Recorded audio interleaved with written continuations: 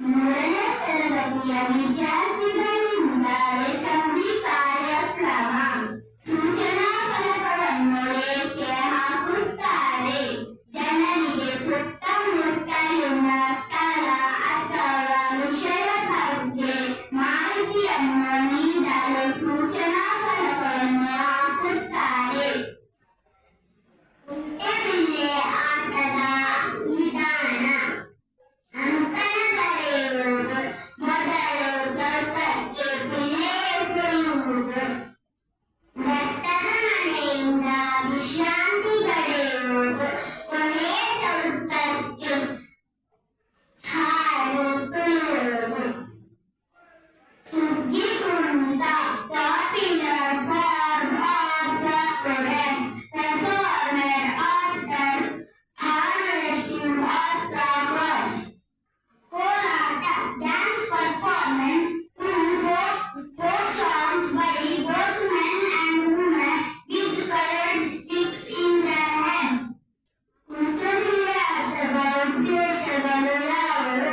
ದೇಹಕ್ಕೆ ವ್ಯಾಯಾಮ, ಮನಸ್ಸಿಗೆ ರಂಜನೆ ಪಡೆಯುವುದೇ ಕುಂಟೆಬಿಲ್ಲೆ ಆಟದ ಉದ್ದೇಶ. ರಸಪ್ರಶ್ನೆಗಳು. ಭಾರತದಲ್ಲಿ ಎಷ್ಟು ರಾಜ್ಯಗಳಿವೆ? 28. ಭೂಮಿ ಯಾವ ಆಕಾರದಲ್ಲಿದೆ? ಗೋಳ. ಕನ್ನಡದ ಮೊದಲ ಶಾಸನ ಯಾವುದು? ಹಲ್ಮಿಡಿ ಶಾಸನ. ಭಾರತದ ರಾಜಧಾನಿ ಯಾವುದು? ದೆಹಲಿ. ಕರ್ನಾಟಕದ ರಾಜಧಾನಿ ಯಾವುದು? ಬೆಂಗಳೂರು.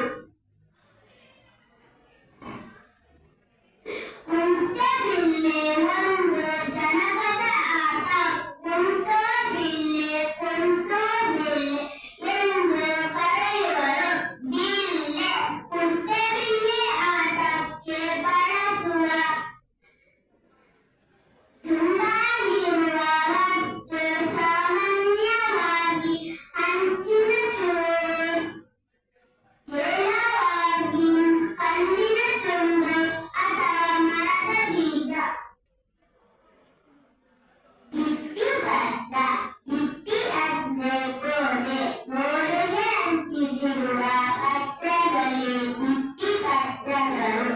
ಅವು ದೊಡ್ಡದಾಗಿದ್ದು ಸಂದೇಶವನ್ನು ಸ್ಪಷ್ಟವಾಗಿ ಹಾಗೂ ಆಕರ್ಷಕವಾಗಿ ನಮಗೆ ತಿಳಿಸುತ್ತವೆ. ಅಲ್ಲದೆ ಕೆಲವೊಂದು ಭಿತ್ತಿಪತ್ರಗಳು ಚಿತ್ರದೊಂದಿಗೆ